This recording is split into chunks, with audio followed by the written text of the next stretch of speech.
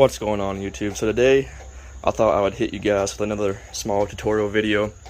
I just actually got done changing the transmission fluid in my TR6060 in my 2009 GT500, and you need 4 quarts of oil. As you can see, I had 4 quarts of Pennzoil Synchromesh. You're going to need a transfer pump like this. You can get those at O'Reilly's or AutoZone, anywhere really. I think for 10 bucks they're pretty cheap. Of course, jacks and a jack stand. I have my drain pan down here with the old oil that I drained out. But I figured since I was already down here, I'd take a quick video of where the fill and drain plugs are at. So when you get down here to change your transmission fluid, this is the fill plug right here. Go ahead and take it off. That way it will push the old fluid out of the drain plug a lot faster and easier. It won't glug and make a big mess when it comes out into your drain pan. So I'm gonna push this out of the way. Then I'm gonna show you where the fill plug is at. If I can get my camera in there without getting it too dirty. But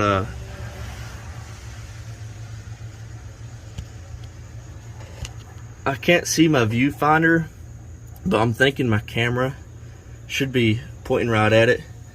If you can see my finger, let me see. Okay, yeah, if you can see my finger right there. Now I'm gonna move my camera around. Now I can't see the viewfinder, so I'm hoping that I have it in frame. But this is the drain plug. You take this off and it will drain all the old fluid out. Both the fill and drain plugs are a 3/8 style plug, so you can just use like a 3/8 ratchet, stick in there. That's what I used to break those plugs loose and retighten them. But yeah, anyway, once you drain all the old fluid out into your drain pan, go ahead and plug off the drain plug as tight as you can. Don't over tighten it because you don't want to strip that out.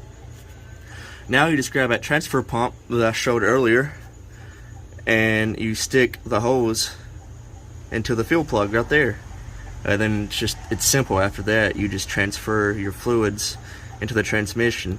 And many of y'all are probably wondering why I use manual transmission fluid when it says ATF only.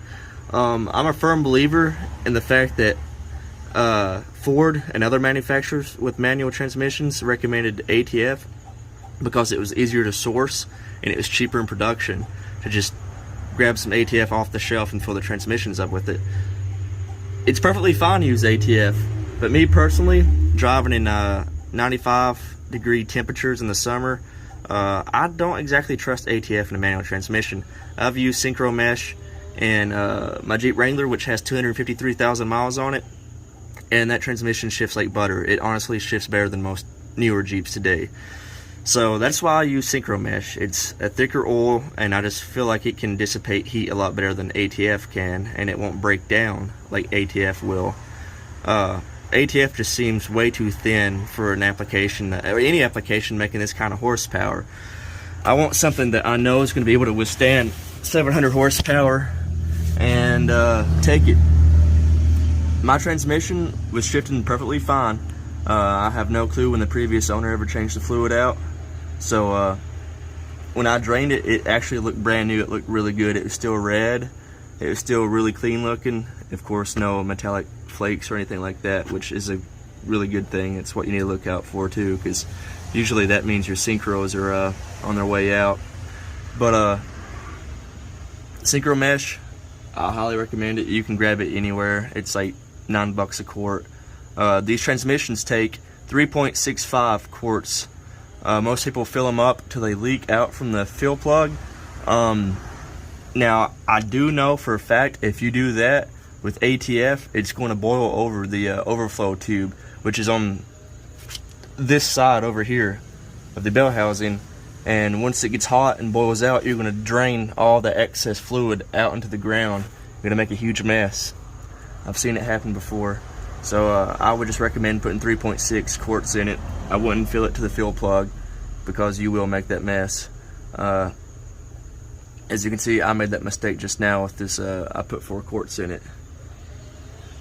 and it's leaking out, but I don't know if the Synchromesh will blow up like ATF will and come out the overflow. But if it does, it's gonna make a mess. It's gonna suck, but what can you do? But yeah, that's pretty much it. It's super simple. It takes maybe, once you get the car jacked up and everything and situated, maybe 15 minutes. The whole process, maybe 30 minutes to 45 minutes. It's really no big deal. But a lot of people neglect this.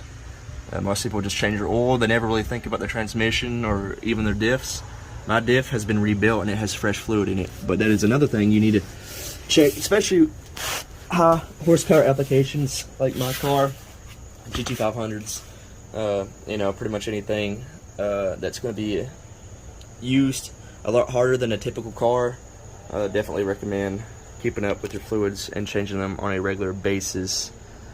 So yeah, I hope this video can help somebody out when changing the oil on their Tremec TR6060s.